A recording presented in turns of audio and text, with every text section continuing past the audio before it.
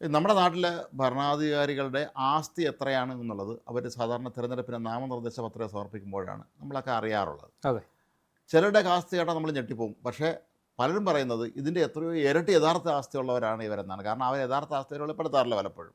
അതിൻ്റെ വളരെ ചുരുക്കത്തിലുള്ള തൻ്റെയും ഭാര്യയുടെയും ഒക്കെ മക്കളുടെയൊക്കെ പേരിലുള്ള, മക്കളോ ഇല്ലതും ഭാര്യയുടെയൊക്കെ പേരിലുള്ള ആസ്തികളാണെന്നാണ് ഏറ്റവും അധികം അവർ ചൂണ്ടിക്കാട്ടാറുള്ളത്. അതാണ്. ഏതായാലും ഇന്നിപ്പോൾ കഴിഞ്ഞ ദിവസം കർണാടകത്തിലെ പുതിയ മുഖ്യമന്ത്രി DK ശിവകുമാർ ചുമതലയേറ്റിട്ടുണ്ട്. അപ്പോൾ അദ്ദേഹത്തിൻ്റെ ആസ്തി സംബന്ധിച്ച കണക്ക് പുറത്തു വരുമ്പോൾ അദ്ദേഹം ഇന്ത്യയിലെ ഏറ്റവും സമ്പന്നനായ മുഖ്യമന്ത്രിയാണ്. ഇന്ത്യയിലെ ഏറ്റവും സമ്പന്നനായ മുഖ്യമന്ത്രി എന്ന് DK ശിവകുമാറാണ്. പിന്നെ ദക്ഷിണേന്ത്യയിലെ, അതായത് ഇന്ത്യയിൽ തെക്കൻ സംസ്ഥാനങ്ങളിലെ മുഖ്യമന്ത്രിമാരെല്ലാം തന്നെ കോടീശ്വരന്മാരാണ് ഇപ്പോൾ നിലവിലുള്ള. അതിൽ ഏറ്റവും ഒന്നാം സ്ഥാനത്ത് ഇന്ത്യയിൽ തന്നെ DK ശിവകുമാറുണ്ട്. അതിൻ്റെ പുറകെ വരുന്ന, അപ്പോൾ ആ കൂട്ടത്തിൽ ഏറ്റവും പാവപ്പെട്ട വേദനിക്കുന്ന കോടീശ്വരൻ നമ്മുടെ പാവം പൂക്കി സതീശനാണ്.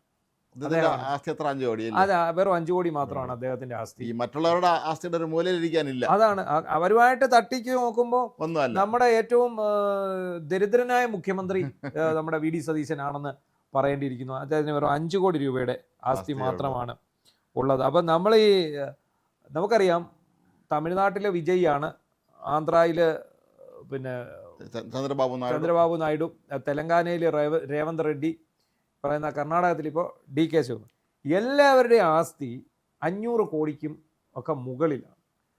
ഇപ്പോൾ ഈ രാഷ്ട്രീയത്തിൽ കാശുള്ളവർ കാശ് കൊടുത്ത് സീറ്റ് വാങ്ങി, നമ്മൾ പേയ്മെൻറ്റ് സീറ്റ് എന്ന് നമ്മൾ അതിനെ വിശേഷിപ്പിക്കാറുണ്ട് അല്ലേ? അതെ. ഈ പേയ്മെൻറ്റ് സീറ്റ് എന്ന് നമ്മൾ വിശേഷിപ്പിക്കും. നമുക്ക് തന്നെ അറിയാം, ഇവിടെ പണ്ടൊരു പാവപ്പെട്ട ഒരു കോളേജ് മാനേജർ ഒരു സീറ്റ് വാങ്ങിയപ്പോഴത്തേക്ക് CPIയിൽ വലിയ വിവാദം ഉണ്ടായി. ഡോക്ടർ ബെനറ്റ് അദ്ദേഹം കാശ് കൊടുത്ത് വാങ്ങിയതാണ് എന്ന് പറഞ്ഞ് ഒരു വിവാദം ഉണ്ടായി. ആ വിവാദങ്ങളൊക്കെ നടക്കുമ്പോഴാണ് ഇപ്പോൾ നമ്മൾ എല്ലാ മുഖ്യമന്ത്രിമാരും കോടീശ്വരന്മാരായ ഒരു തെക്കൻ ഇന്ത്യ നമ്മൾ കണ്ടുകൊണ്ടിരിക്കുന്നത്. കാരണം ഇവരെല്ലാം രാഷ്ട്രീയ പ്രവർത്തനം നടത്തി ആസ്തി സമ്പാദിച്ചതാണോ എന്ന് ചോദിച്ചാൽ അങ്ങനെയാണെന്ന് പറയാൻ കഴിയില്ല. ഇവരെല്ലാം നല്ല ആസ്തിയോടുകൂടി രാഷ്ട്രീയത്തിലേക്ക് വന്നവരാണ്. അവർ പലരും അതിസമ്പന്നമായ കുടുംബങ്ങളിൽ നിന്നോ അതല്ലെങ്കിൽ പിന്നീട് അവർ മറ്റേതെങ്കിലും മേഖലയിൽ, ഇപ്പോൾ വിജയിനെ കുറിച്ച് പറയുമ്പോൾ അദ്ദേഹം സിനിമയിലെ വലിയ സൂപ്പർ സ്റ്റാറാണ്. അദ്ദേഹം വലിയ 100 കോടി 150 കോടിയൊക്കെ പ്രതിഫലം വാങ്ങിക്കുന്ന ആളാണെന്ന് പറയുന്നുണ്ട്. അപ്പോൾ അതുപോലെ സമ്പാദിച്ചതാണ്. ഈ ചന്ദ്രബാബു നായിഡുവിനെ സംബന്ധിച്ച് പറയുമ്പോൾ അദ്ദേഹം വലിയ സമ്പന്ന കുടുംബം. NT രാമറാവു എന്ന തെക്കേ ഇന്ത്യയിലെ ഏറ്റവും വലിയ ശക്തനായ സിനിമാ നടനും മുഖ്യമന്ത്രിയായിരുന്ന ആളുടെ മരുമകനാണ്. അങ്ങനെ നോക്കുമ്പോൾ ഓരോരുത്തരെയും നമ്മൾ എടുത്ത് നോക്കുമ്പോൾ ഇവരെല്ലാവരും തന്നെ അല്ലാതെ തന്നെ ഒരു കോടീശ്വരൻ. അതെ, അതാണ്. ഈ ഇപ്പം തമിഴ്നാട്ടിലാണെങ്കിലും MGR ആണെങ്കിലും ജയലളിത ആണെങ്കിലും അവരൊക്കെ സിനിമയിൽ നിന്നും വന്ന് അവർ കോടിക്കണക്കിന് രൂപയുടെ സ്വത്ത് സമ്പാദിച്ചതിന് ശേഷം ഈ മുഖ്യമന്ത്രി കസേരയിലേക്ക് വന്നു. അപ്പോൾ ഇങ്ങനെ വരുന്ന ആൾക്കാർക്ക് അഴിമതി നടത്തേണ്ട കാര്യമില്ല എന്നാണ് പറയുന്നത്. പക്ഷേ ഇവർ അഴിമതി നടത്തുവോ ഇല്ല, കാരണം ഇട്ടുമൂടാനുള്ള സ്വത്തുണ്ട്, 10 തലമുറയ്ക്കുള്ള സ്വത്തുള്ള ഒരാൾക്കാർ വീണ്ടും. പക്ഷേ നമുക്കറിയാം ജയലളിതയെ പോലുള്ള ആൾക്കാർ അഴിമതി കേസിൽ അകത്തും പോയി. ജയലളിതയ്ക്ക് പിൻഗാമികൾ പോലും ഇല്ലായിരുന്നിട്ട് പോലും ഒരു വല്ലാത്ത അവർ ഒപ്പളമായിരുന്നു അവർക്ക് സ്വത്ത് വാരിക്കൂട്ടി. അവർ ഒപ്പമുണ്ടായിരുന്ന ശശികല സംഘങ്ങൾ വാരിക്കൂട്ടി. അപ്പോൾ അതൊക്കെ ശരിക്കും പറഞ്ഞാൽ ഒരു പരിധി ജയലളിതയേക്കാൾ അനുഭവിച്ചത് ഈ കൂടെ നിന്നവരാണ്. ഈ ശശികല എന്ന വളരെ സാധാരണ ഒരു വീഡിയോ വീഡിയോ ഷോപ്പ് നടത്തിയിരുന്ന ഒരു സ്ത്രീയും അവരുടെ ബന്ധുക്കളുമാണ് ഇതിൽ നിന്നെ. അല്ലെ, ഈ ജയലളിതയുടെ കാലത്ത് ഈ തോഴിമാർ എന്ന് പറഞ്ഞൊരു പ്രയോഗം വന്നാണ്. അതെ, ജയലളിതയുടെ തോഴിയായിരുന്നു ശശികല എന്ന് പറയുന്നത്. അതായത് മനസാക്ഷി സൂക്ഷിപ്പുകാരിയായിരുന്നു, രഹസ്യം സൂക്ഷിപ്പ്. ജീവിച്ചിരിപ്പുണ്ടല്ലോ അല്ലേ? ഉണ്ട്, ഇപ്പോഴും ഉണ്ട്. അപ്പോൾ അവർ അവസാന കാലഘട്ടത്തിൽ ജയിലിൽ തന്നെ കഴിയേണ്ടി ഒരുപാട് കാലം ജയിലിൽ കിടന്നു. പിന്നെ ജയിലിൽ നിന്ന് പോയി ഇറങ്ങി. മാത്രമല്ല അത് ഇവർ ചെയ്യുവാനെന്നൊരു വളരെ വിചിത്രമായൊരു കാര്യം, ഈ ഏതെങ്കിലും നല്ലൊരു വസ്തുവോ വീടോ കണ്ടു കഴിഞ്ഞാൽ അത് സ്വന്തമാക്കും, പിടിച്ചു പറിക്കുക എന്നുള്ളത് നമ്മൾ പറയില്ല. അവരത് ഏത് രീതിയിലും അത് നമ്മുടെ ഇളയരാജയുടെ സഹോദരനുണ്ടല്ലോ ഗംഗയ്യമരൻ, അദ്ദേഹത്തിൻ്റെ തമിഴ്നാട്ടിലെവിടെയോ അതിമനോഹരമായ ഒരു തോട്ടവും ഒരു ബംഗ്ലാവും ഉണ്ടായിരുന്നു. അത് ഇവർ കണ്ടവർക്ക് ഇഷ്ടപ്പെട്ടു. അവർ അത് എഴുതി വാങ്ങിച്ചു, നിസ്സാര വില കൊടുത്തിട്ട് തുച്ഛമായ പൈസ കൊടുത്തിട്ട് അത് എഴുതി വാങ്ങുകയാണ്. ഭയപ്പെടുത്തി സ്വത്ത് സമ്പാദിക്കുക. അപ്പോൾ ഇതൊക്കെ അന്നത്തെ കാലത്ത് വളരെ വ്യാപകമായ ആരോപണങ്ങൾ ഉയർന്ന സംഭവങ്ങളാണ്. ഏതായാലും എങ്ങനെയാണ് ഓരോരുത്തരുടെ ആസ്തി നമുക്കൊന്ന് പരിശോധിക്കാം. എത്രത്തോളം നമ്മളിപ്പം ഇതിനകത്ത് നമ്മൾ നോക്കുമ്പോൾ ഇതിനകത്തെ കണക്കുകൾ വെച്ച് നോക്കുന്ന സമയത്ത് ഏറ്റവും അവസാനം 2023 കർണാടക നിയമസഭാ തെരഞ്ഞെടുപ്പ് നടന്നത്. ആ തെരഞ്ഞെടുപ്പ് നടന്ന സമയത്ത് അദ്ദേഹം വെളിപ്പെടുത്തിയ സത്യവാങ്മൂലം ആസ്തി 1513.78 കോടി, 1413.8 കോടി രൂപയാണ് അന്നത്തെ ആസ്തി. ഇപ്പം 3 വർഷമായി.